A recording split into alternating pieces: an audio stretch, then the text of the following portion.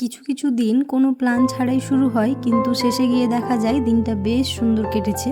জীবনের ছোট ছোট মুহূর্তগুলোই কখন যে এতটা বিশেষ হয়ে যায় আমরা নিজেরাই বুঝতে পারি না।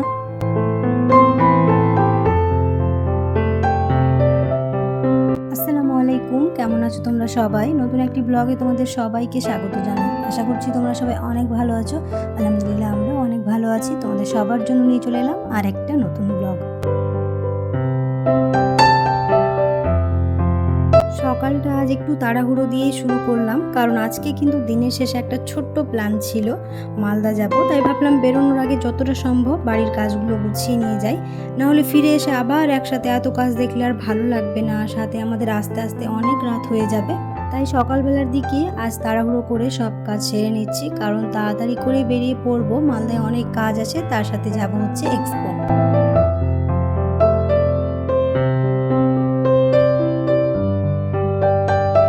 সকালে ঘুম থেকে উঠে প্রথমে বিছানার চাদরগুলো তুলে নিয়েছি, রাতেই ভেবে রেখেছিলাম, তাই সকালে উঠে আগে ওই কাজটাই করে নিলাম, তাহলে বাকি কাজগুলো করতে করতে ওইদিকে কাপড়গুলোও কাচা হয়ে যাবে।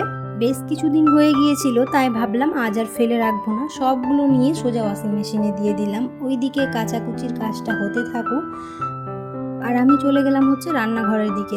আসলে কয়েকটা জিনিস বেশ কিছুদিন আগেই কিনে এনেছিলাম, কিন্তু জানোই তো বাড়িতে নতুন কিছু এলে প্রথম কয়েকদিন খুব আগ্রহ থাকে, তারপর কোথায় কি রেখেছি সেটাই ভুলে যাওয়ারই জোগাড়।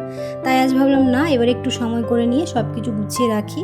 রাতে হঠাৎ চোখে পড়লো এই জিনিসগুলো রান্নাঘরে আর গুছিয়ে রাখা হয়নি, তাই ভাবলাম সকালে উঠে আগে এই কাজটাই করে নিই, তাহলে একটা কাজ হালকা হয়ে যাবে।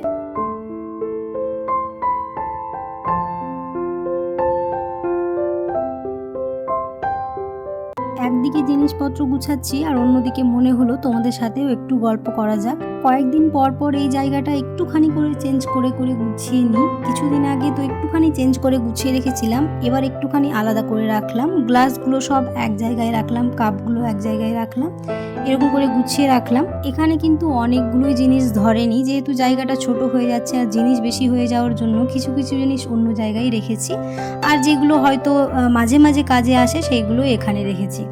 আসলে কিছু কিছু জিনিস একটুখানি ছড়িয়ে ছিটিয়ে থাকলে রান্নাঘরটা দেখতে ভালো লাগে না, তাই চেষ্টা করি কিছুদিন পর পর একটুখানি করে আলাদা করে গুছিয়ে নেওয়ার। মাঝে মাঝে একটুখানি শো পিস, একটুখানি আর্টিফিশিয়াল গাছ, এগুলো রেখে দিয়েছি, এতে করে দেখতে ভালো লাগে।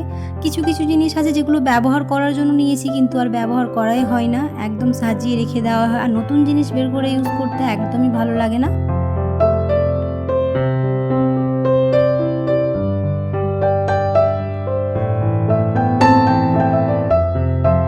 গল্প করতে করতে কিন্তু আমার এদিকে গুছানো একদম কমপ্লিট। এবার শুধু পাশে যে জাগগুলো কিনেছি সেগুলো রেখে দেব। এগুলো ওখানেই রাখবো ভেবেছিলাম, কিন্তু হাইটটা একটুখানি বেশি হওয়ার জন্য ওইগুলো আর রাখা গেল না, তো এখানেই রেখে দিলাম।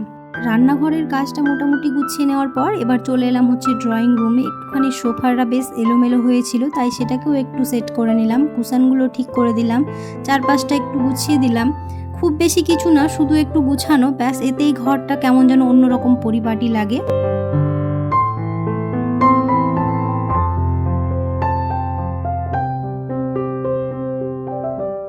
ওইদিকে কাজগুলো সেরে চলে এলাম হচ্ছে উপরে। ভাবলাম একটুখানি ঠান্ডা ঠান্ডা লস্যি বানাই, আর দুপুরের খাবার খাওয়ার পর একটুখানি লস্যি খেতে আমরা সবাই খুবই পছন্দ করি, তাই বেশি কিছু না ভেবে বানিয়ে ফেললাম লস্যি। আর গরমের দিনে ফ্রিজ থেকে ঠান্ডা লস্যি বের করে খাওয়ার মজাটাই আলাদা।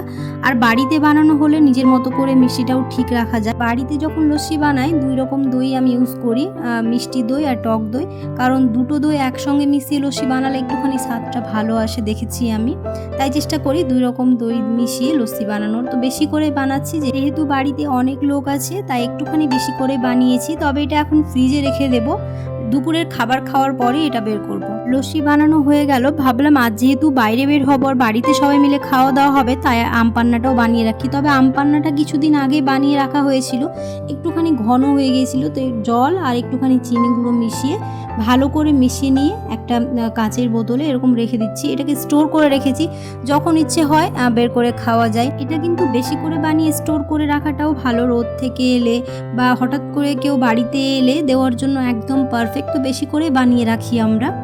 আমের সিজনে আম পান্না, আম পোড়া শরবত না বানালে যেন গরমটা পুরোপুরি উপভোগী করা হয় না, তাই আম পান্না বানিয়ে একটা বোতলে ভরে ফ্রিজে রেখে দিলাম, পরে ঠান্ডা ঠান্ডা করে খাওয়া যাবে।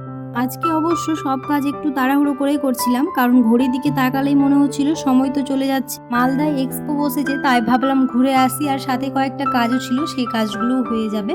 তার জন্য তাড়াতাড়ি করে বেরিয়ে যাওয়া, কারণ মেলায় ঘুরতে ঘুরতে সময় কখন পেরিয়ে যায় বোঝাই যায় না, তাই তাড়াহুড়ো করে একদম লাঞ্চ করার কিছুক্ষণ পরেই বেরিয়ে পড়েছিলাম।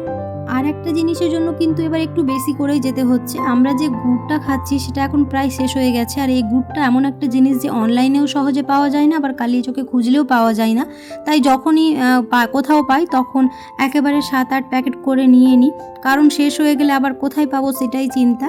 এই গুড়টা মালদায় পাওয়া গেলেও আবার মালদার সব জায়গায় পাওয়া যায় না, তার জন্য যেখানে পাওয়া যায় ওখানে গেলে আমরা আগে এই গুড়টাই কিনে নিই বেশি করে।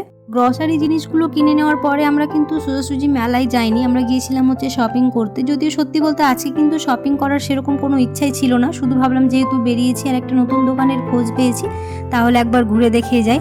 দোকানটাতে নাকি পাকিস্তানি ড্রেস খুব ভালো পাওয়া যায়, আর আমার পাকিস্তানি ড্রেস পরতে বেশ ভালো লাগে, তাই ভাবলাম মেলায় যাওয়ার আগে একটু মেরে দেখি কি পাওয়া যায়। গিয়ে দেখি সত্যিই বেশ সুন্দর সুন্দর ড্রেস রয়েছে। একবার দেখতে শুরু করলে আর তখন কি মনে হয় এটা দেখি ওটা দেখি, এরকম করতে করতে ওখানে অনেকক্ষণ সময় লেগে গেছিলো। তারপর অনেকগুলো দেখতে দেখতে আমার মায়ের নিজের জন্য একটা ড্রেস পছন্দ হয়ে গেল, আর আমারও একটা ড্রেস চোখে লেগে গেল। তবে আমি এবার পাকিস্তানি ড্রেস নিইনি, আমার হঠাৎ একটা ফার্সি ড্রেস পছন্দ হয়ে গেল। এখন তো এটা খুবই ট্রেন্ডিংয়ে চলছে। যদিও সত্যি বলতে এই ধরনের ড্রেস আগে থেকে আমার খুব একটা পছন্দের ছিল না, আমি ভাবছিলাম নেব কি নেব না। তারপর আমার মা আর পিসি দুজনেই বললো নিয়ে নে, তোকে ভালো লাগবে। ব্যাস তারপর আর কি, ভাবলাম আচ্ছা দেখি পরে কেমন লাগে, একটা নিয়ে ফেললাম। শপিং করার কোনো ইচ্ছাই ছিল না, শেষ পর্যন্ত শপিং করেই ফেললাম। এটাই হচ্ছে আমাদের অবস্থা। এটা আমি নিয়েছি ফার্সি ড্রেস, একদম পাকিস্তানি আর ফার্সির কম্বিনেশন, আর অরেঞ্জটা হচ্ছে আমার মায়ের জন্য। মেলায় দেখলাম অনেক দোকান বসেছে, তার মধ্যে চোখে পড়লো ওই ব্যাঙ্গেলসের দোকানটা। এত সুন্দর সুন্দর ব্যাঙ্গেলস ছিল, ওখান থেকে কয়েকটা আমি আর মুস্কান নিয়েছি, আমার মাও নিয়েছে। মেলায় গিয়ে দেখি চারপাশে এত কিছু, একটা দোকান থেকে আরেকটা দোকান, কি দেখবো আর কি দেখবো বুঝতেই পারছিলাম না। শেষে কয়েকটা দরকারি জিনিস পছন্দ হলো, সেগুলোই নিলাম।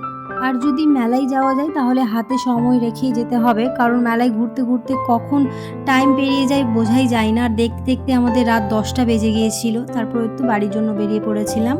তারপর বাইরে বেরিয়ে আমরা রেস্টুরেন্টে একটা ডিনার করেছিলাম, আর যেহেতু রাত 10টা 10:30 প্রায় 11টা বেজে গিয়েছিল, তাই রেস্টুরেন্টে কোনো কিছু তেমন ছিল না, তার জন্য আমরা বিরিয়ানি, চিকেন পকোড়া, তারপর তন্দুরি রুটি, খুব বেশি জিনিস অ্যাভেলেবেল ছিল না, অনেক জিনিসই শেষ হয়ে গেছিলো। যেগুলো পেয়েছিলাম সেগুলো দিয়েই ডিনার করে বাড়ি ফিরেছিলাম। আর কি কি কিনেছি সেগুলো তো দেখিয়েছি, আর কিছু কিছু জিনিস দেখাতে পারিনি, সেগুলো কোনো দিন দেখিয়ে দেবো। সেরকম খুব বেশি জিনিস কিনিনি, কয়েকটা দরকারি জিনিস কিনেছিলাম। যেমন আমি একটা এরকম ব্যাগ কিনেছিলাম কলেজে যাওয়ার জন্য, আমার মা একটা হ্যান্ডব্যাগ কিনেছিল, মাসির জন্য একটা ব্যাগ, আর বাকি এইগুলো জিনিসই কিনেছিলাম। কোন জিনিসটা তোমাদের সবচেয়ে বেশি ভালো লেগেছে অবশ্যই জানি। প্রতিদিনের মতো আবারও স্মৃতিচারণ করি, যারা এখনও আমার চ্যানেলটিকে সাবস্ক্রাইব করোনি অবশ্যই সাবস্ক্রাইব করে পাশে থাকা বেল আইকনটাকে প্রেস করতে একদমই ভুলবে না, সময় মতো নোটিফিকেশান পাওয়ার জন্য।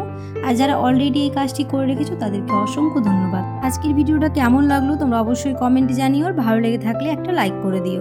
এসেই সাথে সাথে জিনিসগুলো দেখিয়ে দিয়েছি, কারণ সাথে সাথে যদি ভিডিও না করি তাহলে আর পরে করতে ইচ্ছে করে না ভিডিও, তার জন্য রাতের বেলার দিকে ভিডিওটা একদম কন্টিনিউ করে দিয়েছিলাম। অনেক রাত হয়ে গিয়েছিল, কিন্তু ভাবলাম ভিডিওটা একেবারে পুরোটাই কমপ্লিট করে নিই। তারপরেও অনেক কিছু জিনিস দেখাতে পারিনি, যেগুলো যেখানকার জিনিস সেই জায়গায় রেখে দিয়েছিলাম বলে, সেগুলো আবার অন্য কোনো দিন দেখাবো। এই ভিডিওটা কিন্তু কয়েকদিন আগেরই, কিন্তু আমি পরে ভয়েস দিচ্ছি, ভিডিওটা তোমাদের সাথে শেয়ার করতে পারিনি। তো যাই হোক, আজকে এখান থেকেই বিদায় নিচ্ছি, দেখা হবে খুব শিগগিরই পরে এক নতুন ব্লগে। সবাই খুব ভালো থাকবে, সুস্থ থাকবে, সাবধানে থাকবে। আল্লাহ হাফেজ।